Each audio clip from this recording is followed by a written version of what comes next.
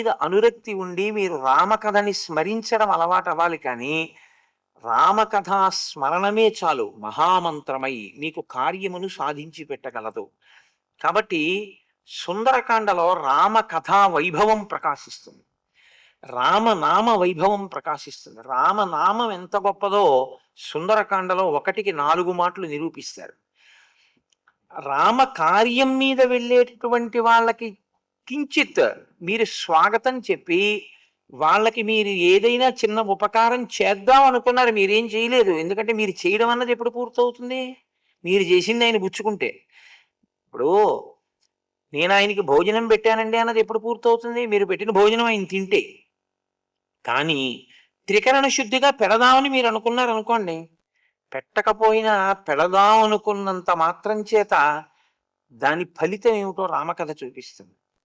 రామకార్యం చూపిస్తుంది. రామకార్యంలో రాముడే కాదు, రామకార్యం మీద వెడుతున్న వాళ్ళని మీరు కేవలం సత్కరించడానికి ప్రయత్నించినంత మాత్రం చేత అది ఎంత శక్తినివ్వగలదో సుందరకాండ చూపిస్తుంది.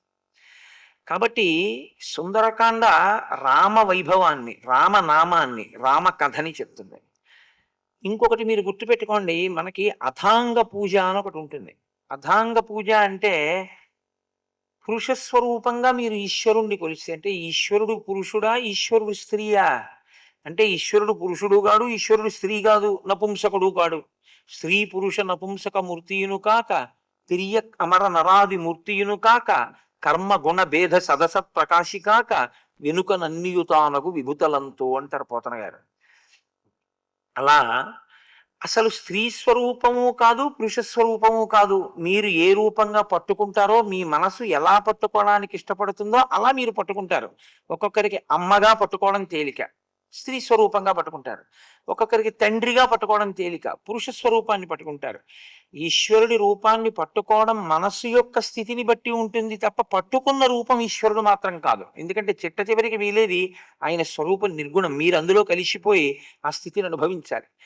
కాబట్టి ఇప్పుడు రామ కథా బలంలో సుందరకాండలో ప్రత్యేకించి గొప్పతనం ఎక్కడుందంటే, అథాంగ పూజ అన్నది మనం నోటితో చెప్పేస్తాం. ఎంత వేగంగా చెప్తామంటే అథాంగ పూజ అసలు ఎప్పుడూ ఆ అథాంగ పూజ అన్నది మనసులోకి కూడా వెళ్ళదు. అథాంగ పూజకి మనం ఇచ్చేటంత తక్కువ ప్రాధాన్యత ఎవ్వరూ ఇవ్వరు. అంటే నా ఉద్దేశంలో మళ్ళీ మళ్ళీ అంటున్నాను, మిమ్మల్ని కాదు, నా బోటిగాడి గురించి నేను చెప్పేది.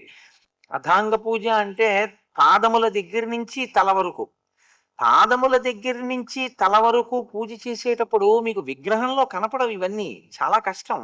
మీరు చూడలేనివి ఎన్నో ఉంటాయి. మీరు మూర్తి ఉన్నా మీ ఎదురుగుండా, మీరు ఆ మూర్తి యందు చూడడం ఎన్నడూ కుదరనటువంటి ఉంటాయి. నాభింపు జయామి, మీరు చూశారా బొడ్డు? ఈశ్వరుడి బొడ్డు మీరు చూశారండి? మీ ఇంట్లో ఎప్పుడైనా విగ్రహంలో మీకు బొడ్డు కనపడిందా ఈశ్వరుడిది? లేకపోతే దేవాలయంలో ఉన్నటువంటి మూర్తి యొక్క నాభిస్థానాన్ని మీరు ఎప్పుడైనా చూశారా?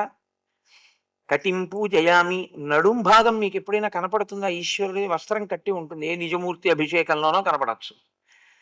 మరి అటువంటప్పుడు ఇవన్నీ మీకు ఎలా దర్శనం అవుతాయి అంటే మనోనేత్రంతో మీరు చూడవలసి ఉంటుంది. మనోనేత్రంతో చూసేటప్పుడు పైకి నామం నడుస్తుంది, మీరు వేసేటటువంటి పువ్వు ఎక్కడ పడుతోంది, ఆ పువ్వు పడినప్పుడు ఎలా ఉంటుంది, పడనప్పుడు ఎలా ఉంటుంది, పడితే జారిపోయే స్థానాలేవి, నిలబడే స్థానాలేవి, మీరు పువ్వు వేస్తే బహుమృదువుగా వేయవలసిన స్థానాలేవి, కొంచెం తేలికగా వేసేయగలిగిన స్థానాలేవి, ఇవి మీరు తెలుసుకుని మనసులో ప్రజ్ఞతో ఉంటే ఆ స్థానం మీద వేసేటప్పుడు మీలో మార్పు ఉంటుంది. అన్నిటికీ ఒకేలా పువ్వు వేయడం కుదరదు. ఇప్పుడు కళ్ళ మీద పూలు వేస్తారండి, నేత్రే పూజయామి, కన్నుల మీద పూజ. కన్నుల మీద పూజ, పాదాల మీద పూజ ఒకలాగే చేస్తారా?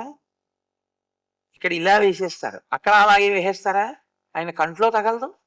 మీరు చాలా జాగ్రత్తగా పువ్వుని ఆయన కనుబొమ మించి విడిచిపెట్టేయాలంతే. ఆఖరణ సర్వాంగణ్యాన్ని పూజయామి అంటారు. తలమించి పువ్వులు పోస్తే పాదాల వరకు పడిపోవాలి. ఇప్పుడు తలమించి పువ్వులు పాదాల మీదకి పడిపోతుండగా తల నుంచి పాదాల వరకు మీకు ఒక్కసారి మెరుపులా ఆయన రూపం భాషించాలి. అలా మీకు కనపడితే మీరు బాగా